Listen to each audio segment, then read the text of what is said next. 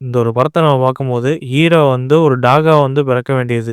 எதனாலன்னா, அவர் மோப்ப சக்தி வந்து நம்ம ஹீரோவுக்கு அதிகமா இருக்கு. டாகுக்கு எப்படி ஒரு மோப்ப சக்தி அதிகமா இருக்குமோ, அத விட நம்ம பிறந்தது அப்புறமே அவருக்கு வந்து மோப்ப சக்தி அதிகமா இருக்கு. அது எவ்வளோ பெரிய டேஞ்சர்ல கொண்டு போய் விட்டு, அவரு எப்படி சொல்றது, பல பெண்களோட வாழ்க்கைய வந்து வந்து சீரழிச்சு, பெண்கள ஒரு பக்கத்துல கொண்டு, அதுக்கப்புறம் உடம்புல இருந்து ஒரு பெர்ஃப்யூம வந்து தயாரிக்கிறாப்புல கைஸ். இந்த ஹீரோ முன்னாடியும் இப்படி ஒரு கொடூரமான ஆள நம்ம வாழ்க்கையில இப்படி பார்த்ததே கிடையாது. எல்லா இதுலயும் அந்த வாசனை திரவியத்த வந்து தயாரிக்கிறாங்க. ஆனா, நம்ம மனுஷ உடம்புல ஒரு கட்டத்துல வந்து நம்ம முதல்ல பெர்ஃப்யூம் அடிச்சுட்டு கிடப்போம். ஆனா, நம்ம மனுஷ உடம்புல ஒரு கட்டத்துல வந்து ஒருத்தன் வந்து அந்த பெண்கள ஒரு படத்துல கொண்டு, அதுலேருந்து ஒரு பெர்ஃப்யூம தயாரிக்கிறான்னா, கொஞ்சம் யோசிச்சு பாருங்க. அத பார்க்கும்போது நமக்கு ஒரு கட்டத்துல வந்து கை கால்லாம் ஆட்டம் குடுத்துருச்சு காய்ஸ். என்னடா இப்படி ஒரு மனுஷனா? அப்படிதான் காய்ஸ் நமக்கே தோணுச்சு. அத பார்க்கும்போது இந்த ஒரு படத்தோட ஸ்டார்ட்டிங்ல கதைய நம்ம பார்க்கும்போது, ஒரு கர்ப்பிணி பெண்ண ஒரு கட்டத்துல வந்து காமிக்கிறாங்க. காமிக்கும்போது அவருக்கு வந்து ரொம்ப ஒரு முழு மாசமா ஒரு கட்டத்துல இருக்காங்க. அதுக்கப்புறம் முப்பதாடான ஒரு சண்டை ஒண்ணு இருக்கு. அந்த சண்டையில வந்து அது அப்பயே ஒரு கட்டத்துல வந்து குழந்தைய ஒரு கட்டத்துல வந்து டெலிவரி பண்ணிடுறாங்க. டெலிவரி பண்ணதுக்கப்புறம் அந்த பொண்ணு வந்து ஒரு கட்டத்துல பார்க்கும்போது, இதுவே இப்படி ஒரு கொடூரமா இருக்கே அப்படின்னு நமக்கே தோணுச்சு. ஏன்னா, பெத்த உடனே பையன வந்து ஒரு காலால வந்து மிதிச்சு தள்ளுங்க. இது பச்சை குழந்தைய அத பார்க்கும்போது, என்னடா இப்படி எடுத்தோனே இப்படி ஒரு சம்பவம் ஒண்ணு பண்ணுதுல்ல அப்படிதான் காய்ஸ் நமக்கே தோணுச்சு. அதுக்கப்புறம் அந்த அந்த அம்மா வந்து இந்த குழந்தைய வேணாம்னு சொல்லிப்புட்டு ஒரு கட்டத்துல வந்து ஒரு குப்பைய வீசுற மாரி அந்த சின்ன பச்சை குழந்தைய வீசிட்டு ஒரு கட்டத்துல போயிருவாங்க. போனதுக்கப்புறம் அந்த பச்சை குழந்தைக்கு அப்பயே ஒரு திறமை இருக்குன்ற மாரி காமிச்சிருப்பாங்க. எப்படின்னா, மோப்ப சக்தி அதிகமா இருக்கிற மாரி காமிச்சிருப்பாங்க. அதுக்கப்புறம் அவருக்கு வந்து கிட்டத்தட்ட எப்படி சொல்றது, அதுக்கப்புறம் ஒரு இடத்துல ஒரு அம்மா ஒரு கட்டத்துல வந்து வளர்ப்பாங்க. வளர்த்ததுக்கப்புறம் அந்த பையன் வந்து ஒரு கட்டத்துல வந்து பேசவே மாட்டான். ஒரு ஊமை மாரியே இருப்பான். ஆனா முழுக்க முழுக்க எப்படி சொல்றது, வாசனை. எப்படி தண்ணிக்குள்ள இருந்தாலும் சரி, எப்படி ஊர் உலகமா யாரு கிட்டத்தட்ட ஒரு 10 கிலோமீட்டர் இருந்தாலும் சரி, என்ன வாசனை இருக்கு, யார் மேல வாசனை இல்ல, நல்ல நல்ல வாசனை வருது, கெட்ட வாசனை வருது அப்படின்னு சொல்லிட்டு ஈஸியா கண்டுபிடிச்சிடாப்புல. கண்டுபிடிச்சதுக்கப்புறம் ஒரு 15 வயசு ஒரு 12 வயசு ஆகுது. 12 வயசு ஆனதுக்கப்புறம் அந்த அம்மா வந்து ஒருத்தன்ட்ட வந்து கை மாத்திட்டு போயிருது. இந்தா உன்ன வச்சு நீ அடிமைத்தனமான செயல்லாம் செஞ்சுக்க அப்படின்னு சொல்லிவிட்டு, ஒரு படத்துல வந்து கொடுமையான ஒரு ஆள்ட்ட வந்து அந்த பையன வந்து ஒப்படைச்சுறாங்க. ஒப்படைச்சதப்போ அந்த பையன வந்து கிட்டத்தட்ட ஒரு அடிமைத்தனமான ஒரு கட்டத்துல வந்து வேலை பார்க்குறாப்புல. வேலை பார்த்துக்கிட்டு இருக்கும்போது ஒரு எப்படி சொல்றது, அவர் வந்து ஒரு பட்டற மாரி ஒண்ணு இருக்கு. அந்த ஹீரோ வந்து அந்த பட்டையில வந்து ஒரு கட்டத்துல வந்து ஒரு அடிமையான வாழ்க்கை ஒரு பக்கத்துல வாழ்ந்துகிட்டு இருக்கான். வாழ்ந்துகிட்டு இருக்கான்.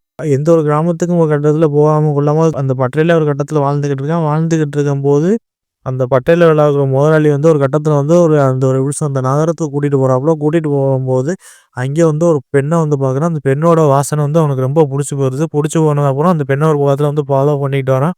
ஃபாலோ பண்ணிட்டு வரும்போது கிட்டத்தட்ட அந்த பெண்ணோட உடம்புல இருந்த நறுமணம்லாம் அவனுக்கு ரொம்ப புடிச்சு போயிருது. புடிச்சு போனதுக்கப்புறம் அதுக்கப்புறம் நம்ம ஹீரோவுக்கு ஒரு கட்டத்துல வந்து எப்படியாச்சும் இந்த பெர்ஃப்யூம எப்படி சொல்றது, நல்ல ஒரு வாசனை திரவியம் நம்ம வந்து தயாரிக்கணும் அப்படின்னு சொல்லிட்டு ஒரு பக்கத்துல ஆசை வந்துரும். ஆனா அந்த ஒரு காலகட்டத்துல வந்து வாசனை திரவியம் வந்து ரொம்ப ஒரு ட்ரெண்டிங்கா ஒரு கட்டத்துல போயிட்டுருக்கு. போயிட்டுருக்கும்போது ஹீரோ வந்து ஒரு கட்டத்துல வந்து அந்த பெண்ண ஒரு கட்டத்துல வந்து மறுபடியும் பார்க்க போறான். பார்க்க போகும்போது எப்படி எதிர்பாராத விதமா அந்த பொண்ண வந்து மூச்ச புடிச்சு கொன்றான். மூச்ச புடிச்சு கொன்றதுக்கப்புறம் ஓடுவான்னு பார்த்தா, அந்த பொண்ணோட தலைமுடியில இருந்து உள்ளங்கால் வர மோப்பம் புடிச்சுக்கிட்டு ஒரு கட்டத்துல இருக்காங்க. சரி, செத்த பொணத்த போட்டு இப்படி பண்ணிக்கிட்டு இருக்கானே அப்படின்னு நமக்கு தோணுச்சு. அதுக்கப்புறம் அந்த பெண்ண வந்து ஒரு கட்டத்துல வந்து அந்த பெண்ணோட வாசனைய வந்து அவனால மறக்கவே முடியாது. மறக்க முடியாம அதுக்கப்புறம் ஒரு கட்டத்துல மறுபடியும் ஒரு பழைய வாழ்க்கைக்கு அந்த அடிமைத்தனமான வாழ்க்கைக்குள்ள போறான். வாழ்க்கைக்கு போகும்போது ஒரு முதலாளி ஒரு கட்டத்துல வந்து இந்த மாரி பெர்ஃப்யூம் தயாரிக்கிற ஒரு முதலாளிட்ட போய் ஒரு ஆட்டு தோல நீ குடு அப்படிங்கிறாங்க. ஆனா, அங்கே அந்த பெர்ஃப்யூம் முதலாளி கிட்ட வந்து வியாபாரமே ஒரு கட்டத்துல ஓடாம கொள்ளாம ஒரு கட்டத்துல இருக்காப்புல.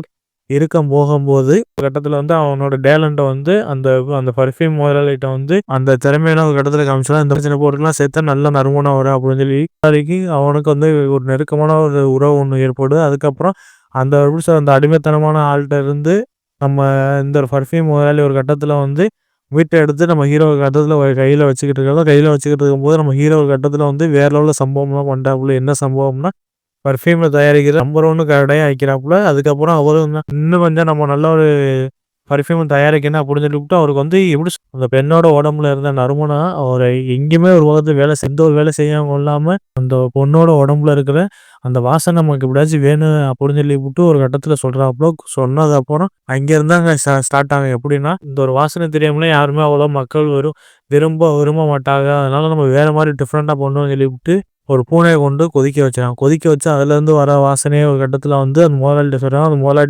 அந்த ஒரு முதலாளிக்கு ஒரு கட்டத்துல புடிக்காம போயிரும்.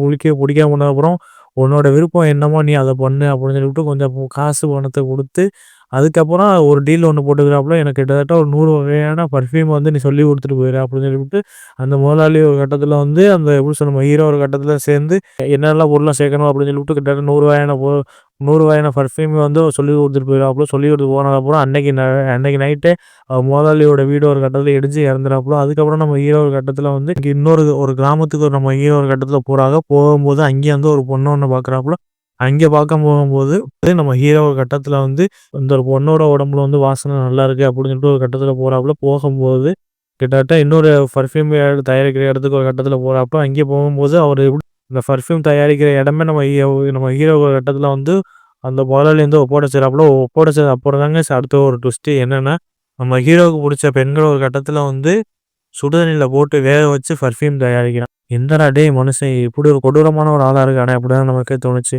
அடுத்து வந்து கிட்டத்தட்ட இந்த பர்ஃப்யூம் நல்லா எப்படி சொல்றது? ஒரு பெண்ணோட உடம்புல இருந்து கிட்டத்தட்ட ஒரு 5 சொட்டு எடுக்குறான். 5 சொட்டுக்காட்டி அந்த பெண்ணுகள ஒரு பகுதியில கொல்றான். ஆனா போகும்போது அவனுக்கு எப்படி சொல்றது? ரொம்ப ஒரு சைக்கோத்தனமான செயல்லாம் செஞ்சுக்கிட்டு இருக்கான். எப்படின்னா, முடிய வெட்டி அந்த பெண்களோட உடம்புல கொழுப்பு திரவம் மாரி ஒண்ணு இருக்கு. அத வந்து தடவி, அதுலருந்து கிட்டத்தட்ட ஒரு 5 சொட்டு வந்து பர்ஃப்யூம் வந்து சேகரிச்சு வச்சுக்கிட்டே இருக்கான். ஆனா அது போகும்போது சரி இந்த ஒரு பெண்ணோட முடிச்சுக்கலானேன்னு பார்த்தா, கிட்டத்தட்ட அந்த கிராமத்துல இருக்கிற பல பெண்கள வந்து கொண்டு பர்ஃப்யூம் தயாரிக்கிறாங்க. அந்த ஊர் உள்ள அதிகாரிகள்லாம் ஒரு கட்டத்துல பயந்து லாக்டவுன் போறானுங்க. லாக்டவுன் போனதுக்கப்புறம் மேற்கொண்டு ஏகப்பட்ட பெண்கள் ஒரு கட்டத்துல செத்துக்கிட்டு இருக்காங்க. செத்துக்கிட்டு இருக்கும்போது அடுத்து ஒரு ட்விஸ்ட் ஒண்ணு வருது. அந்த ட்விஸ்ட்ட பார்க்கும்போது தக்காளி நம்ம யோசிச்சிருக்கவே மாட்டாங்க. என்னடா இப்படி ஒரு ட்விஸ்ட்டா அப்படின்னு நமக்கே தோணுச்சு. ஏன்னா, நம்ம சைக்கோ ஹீரோ ஒரு கட்டத்தில புடிச்சிருவானுங்க. அங்கே உள்ள காவலர்கள்லாம் ஒரு கட்டத்தில வந்து நம்ம ஹீரோவ புடிச்சிருவாங்க. புடிச்சதுக்கப்புறம் ஒரு ட்விஸ்ட் ஒண்ணு வருங்க. அந்த கிளைமாக்ஸ் சீன்லாம் தக்காளி நம்ம யோசிச்சே பார்த்துருக்க மாட்டோம். அந்த சீன்லாம் பார்க்கும்போது நமக்கு ஒரு கட்டத்தில வந்து ஹீரோவோட முடிவு வந்து எங்க பிறந்து கடைசியில எங்க முடியுது அப்படின்னு சொல்லிப்புட்டு அது நீட்டா அந்த ஒரு கிளைமாக்ஸ் ஒண்ணு இருக்கு. தக்காளி அத பார்க்கும்போது நமக்கு கொஞ்சம் மைண்ட் ப்ளோவிங்கா இருக்கு. ஏன்னா, அப்படி ஒரு தரமான ஒரு கிளைமாக்ஸா இருக்கு. அத பார்க்கும்போது அத பார்க்கும்போது சீன்லாம் பாருங்க கைஸ். கண்டிப்பா நீங்க இந்த படத்த நீங்க பாருங்க. அமேசான் பிரைம்ல இருக்கு. இந்த படம் ஒரு மஸ்ட் வாட்சான ஃபிலிம் கைஸ். ஆனா ஒரு இதயம் பலவீனமானவர்கள் தயவுசெய்து இந்த ஒரு படத்த பார்க்க வேணாம்னு தான் சொல்லுவேன். ஏன்னா, அப்படி ஒரு கொடூரமான ஒரு படமா தான் இருக்கு. மித்தபடி இதுல நடிச்ச ஹீரோ மனுஷன் ஒரு சைக்கோத்தனமான ஒரு செயல செஞ்சுக்கிட்டு, அவரு ஏன் அப்படிலாம் பண்றாப்புல அப்படின்னு சொல்லிப்புட்டு நீ அவரு கேரக்டர தக்காளி சூப்பரான ஒரு சைக்கோத்தனமான ஒரு கேரக்டர் நடிச்சு குடுத்துருக்காப்புல கைஸ். அத பார்க்கும்போது அவர் கண்டிப்பா பக்கத்துல வந்து பாராட்டணும். ஏன்னா, ஒரு மோப்ப சக்தி உள்ள திறமை வந்து நம்ம ஹீரோட்ட இருக்கு. அத வந்து அவரு நல்ல வழியில பயன்படுத்தி கடைசியில வந்து ரொம்ப ஒரு டிப்ரஸான நிலைமைக்கு போய், அந்த ஸ்டார்ட்டிங்ல அந்த ஒரு பொண்ணோட நறுமணத்த வச்சு அடுத்தடுத்து பல கொலைகள் பண்ணிக்கிட்டு இருக்காப்புல. ஆனா, அந்த பல பெண்கள வந்து கொண்டதுக்கப்புறம் அந்த ஒரு பர்ஃப்யூம வந்து தயாரிச்சு ஒரு பக்கத்துல பண்றாப்புல. ஆனா, அத வச்சுட்டு கடைசில ஒரு ட்விஸ்ட் ஒண்ணு பண்ணுவாப்புல வருங்க கைஸ். நம்ம யோசிச்சிருக்கவே மாட்டோம் அந்த சீனு. கண்டிப்பா சொல்றேன் இந்த படத்த தயவுசெய்து இந்த ஒரு படத்த பாருங்க. ஆனா நான் பாருங்கன்னு தான் சொல்றேன். ஆனா தயவுசெய்து ஃபேமிலியோட பார்த்துறாதீங்கன்னு சொல்றேன். ஏன்னா ஃபேமிலியோட பார்த்தா கண்டிப்பா செருப்படி. இது ஃபுல் அண்ட் ஃபுல்லா ஒரு 18+ கன்டென்ட் உள்ள ஒரு படம். ஸ்டார்ட்டிங்ல இருந்து எண்ட் வர எல்லா சீனுமே இருக்கு. அஜால் குஜால் சீன்ல இருந்து எல்லாமே ஒரு டிஃபரெண்டான ஒரு சீனா தாங்க இருக்கு. ஆனா இந்த ஒரு படம் 2006ல வந்திருக்கு. 2006ல வரும்போது இப்படிலாம் இந்த ஒரு படம் வந்திருக்கு அப்படியே நமக்கே ஒரு யோசனை பண்ற அளவுக்கு நம்மளே ஒரு இடத்துல வந்து என்ன இவ்வளோ வருஷங்கள் கழிச்சு இந்த ஒரு படத்த பார்க்குறோமே அப்படின்னு சொல்லிட்டு நம்மளே கொஞ்சம் வருத்தப்படுற அளவுக்கு நம்ம லேட்டா இந்த ஒரு படத்த பார்த்ததுனால நம்மளுக்கே கொஞ்சம் வருத்தம் வந்துருச்சு. கண்டிப்பா இந்த படம் ஒரு மஸ்ட் வாட்சான ஃபிலிம் கைஸ். கண்டிப்பா மிஸ் பண்ணாதீங்க. இந்த ஒரு படம் எப்படி இந்த ஒரு படம் அமேசான் பிரைம்ல இருக்கு. கிட்டத்தட்ட 2 1/2 மணி நேரம் நமக்கு எப்படி போகுதுன்னே தெரியாது. ஆனா இந்த ஒரு படத்த மஸ்ட் வாட்சா உட்காந்து பார்க்கலாங்க. ஆனா நான் பார்த்தது என் ஃப்ரெண்டு வந்து இந்த ஒரு படத்த வந்து ரிக்வெஸ்ட் பண்ணான். இந்த ஒரு படம் டெலாராம் எனக்கு ஃப்ரெண்டு சென்ட் பண்ணதுனால இந்த ஒரு படத்த உட்காந்து பார்த்தேன். தமிழ்ல வந்து இந்த ஒரு படம் வந்து ஃபேன் டப்பிங்கோட இருக்கு. கண்டிப்பா இந்த ஒரு படம் இங்கிலீஷ்லயும் பாருங்க, தமிழ்லயும் பாருங்க. கண்டிப்பா உங்களுக்கு புரியும். ஒரு சைக்கோத்தனமான ஒரு படங்க. கண்டிப்பா மிஸ் பண்ணாதீங்க.